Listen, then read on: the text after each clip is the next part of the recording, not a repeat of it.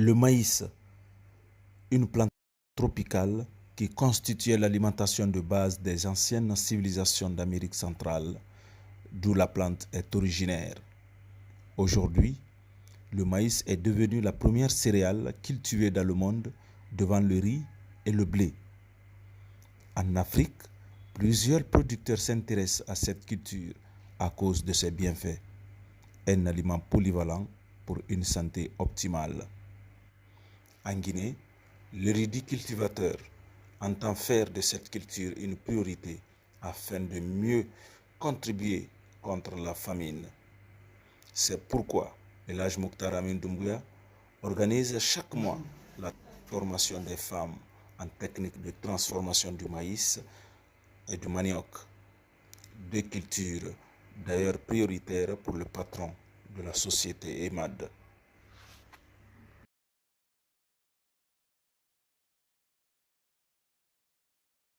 Comme vous voyez sur ces images, c'est une transformation ou une technique bien reconnue en Guinée, précisément au Fouta, en Moyenne-Guinée. Cet aliment, communément appelé l'akiri,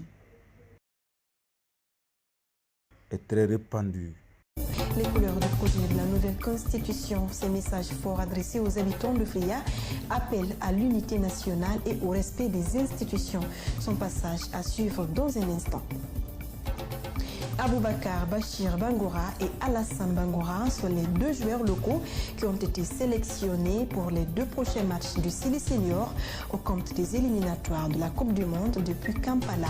C'est un rêve d'enfance qui vient de se réaliser pour ces 2 joueurs du Milo FC. Ils ont exprimé leur joie à travers le micro de notre envoyé spécial Mohamed Isiaga Souma depuis l'Ouganda. C'est tout pour les titres.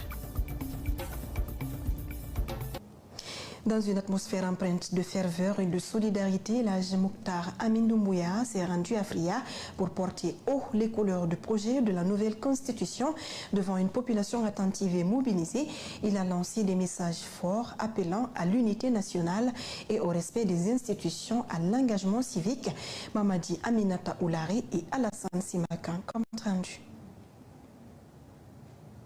Dans le cadre de la campagne nationale de vulgarisation du projet de nouvelle constitution, la ville de Fria a accueilli cette semaine une figure respectée du paysage religieux, El Hadj Mokhtar Amin Doumbouya. Sa visite, empreinte de spiritualité et de mobilisation citoyenne, a marqué les esprits par la profondeur de ses messages et la chaleur de son engagement. Devant une foulée attentive composée